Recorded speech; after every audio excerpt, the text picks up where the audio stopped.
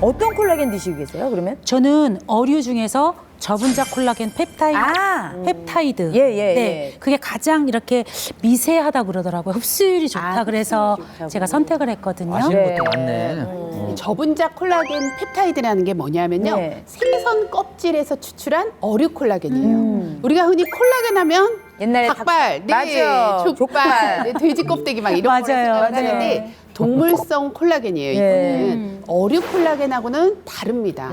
이제 동물성 콜라겐이라는 거는요, 3,000개 이상의 아미노산이 뭉쳐진 아주 커다란 고분자 콜라겐이에요. 근데 양하영 씨가 드신 어류 콜라겐은요, 아미노산이 30개에서 100개 정도가 뭉쳐진 작은 저분자 구조이기 때문에 작으니까 당연히 체내 흡수율이 훨씬 더 높겠죠. 저분자 콜라겐은요, 초미세 입자이면서 피부 속의 세포하고 유사한 구조를 가지고 있기 때문에 우리가 먹었을 때 제대로 된 역할을 할 수가 있습니다. 네. 이러다 보니까 이제 체내 흡수율에도 큰 차이를 보이는데요. 아. 이 차이가 무려 42배나 흡수가 잘 된다라는 거죠. 와, 42배면 정말 어마어마한 차이잖아요. 그래요. 양하영 씨는 직접 먹어보셨잖아요. 그럼요. 먹고 나니까 진짜로 네네네. 달라지는 게 느껴지셨어요?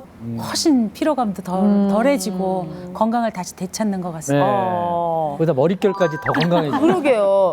근데 어차피 아미노산이라면 둘 다 어쨌든 엄청 작은 거잖아요.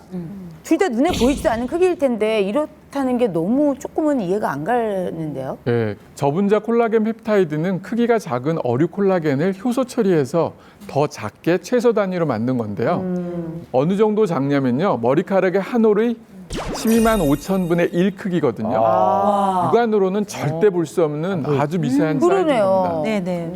실험용 쥐에게 투여해 확인해 봤더니 24시간 만에 피부나 뼈, 연골 침줄에 콜라겐이 흡수됐다는 거예요. 그러니까 요즘 보니까 콜라겐 종류도 엄청 많더라고요. 그러게요. 그래서 콜라겐은 어떤 거를 골라야 좋은 건가요? 저 요새 시중에 엄청 많더라고요. 그래서 첫 번째 확인을 해야 되는 게 고분자인지 저분자인지 확인하는 것이 중요해요. 중요할 것 같아요. 네, 앞서 설명한 것처럼 체내 흡수율에서 큰 차이를 보일 수밖에 없거든요. 그래서 흡수가 잘 안 되면 먹어봤자 별로 효과가 없다라는 거예요. 그대로 다 나오겠네요. 네. 예. 두 번째는 인체 적용 실험 결과가 있는지를 꼭 확인해야 됩니다. 네. 그렇게 사람이 먹는 건데 또 내가 먹을 건데 동물 실험 결과만 있는 것보다는 사람을 통한 실험 결과가 있는지 확인한 것이 좀 더 안전하죠. 그럴 것 같아요. 그럴 것 예. 네, 마지막으로 또 확인을 해야 되는 게요. 식약처에서 인정받은 원료를 사용했는지에 대한 여부 확인입니다.